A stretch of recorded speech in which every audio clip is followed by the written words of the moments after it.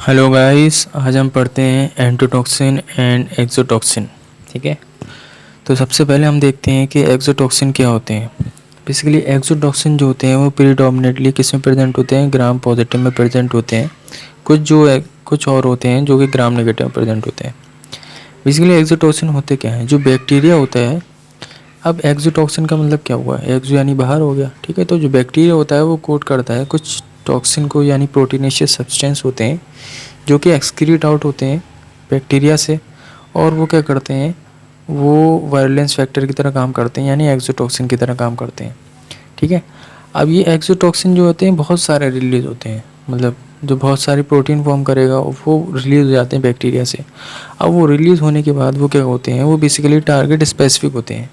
Target specific का मतलब क्या हुआ, यहाँ पर क्या है, वो रिसेप्टर पे एक्ट करते हैं। मतलब जो टारगेट सेल होगा, जो भी बॉडी का टारगेट सेल होगा हमारी बॉडी का, वहाँ पर जो रिसेप्टर होंगे उन पर एक्ट करेगा। ठीक है, इसी वजह से क्या होते हैं, हाईली एंटोजेनिक होते हैं, यानी इन ये क्या होते हैं, ये हाईली फेटल होते हैं। मतलब फेटल का मतलब क्या हुआ, ये स्मॉल डोज पर भी बहुत ज़्यादा ऐड कर जाएंगे।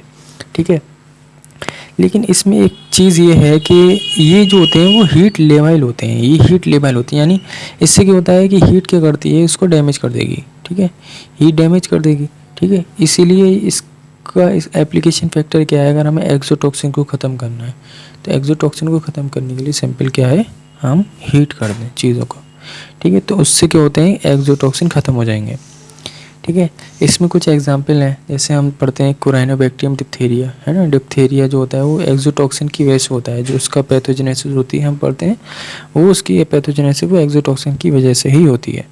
उसमें जो एक्सोटॉक्सिन होता है उसका फंक्शन क्या होता है, वो इनहिबिट कर देता है एलोंगेशन फैक्टर 2 को। ठीक है, ऐसे शिजेला शिजेला क्या होता है, शिजेला जो है हमारी बॉडी में टेसेंट्री करता है, ये क्या करता है, इनहिबिट कर देता है 60S सब यूनिट ऑफ द राइबोसोम। जो राइबोसोम में जो है दो तरह की यूनिट होती हैं, एक 60S होती है, 30S होती है। 60S को इनहिबिट कर देता है।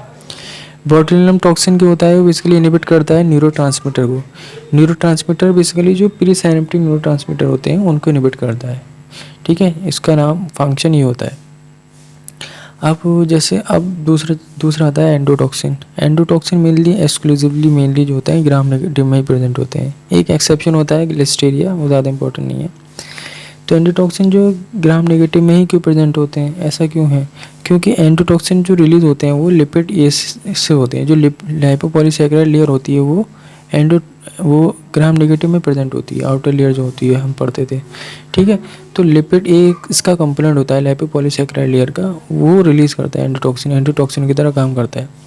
अब इसमें ख़ास बात यह है कि उसमें क्या हो रहा था, इसमें क्या हो रहा था, एक्सक्रीट और अरे बाहर, मतलब सेल अपना आप लाइस नहीं कर रहा था, ये प्रोटीनेशियस सब्सटेंस रिलीज़ कर रहा था, मतलब सेल डाई नहीं कर रहा था, ये एक्सोटॉक्सिन बाहर रिलीज़ कर रहा था, वो एक्ट कर रहा था।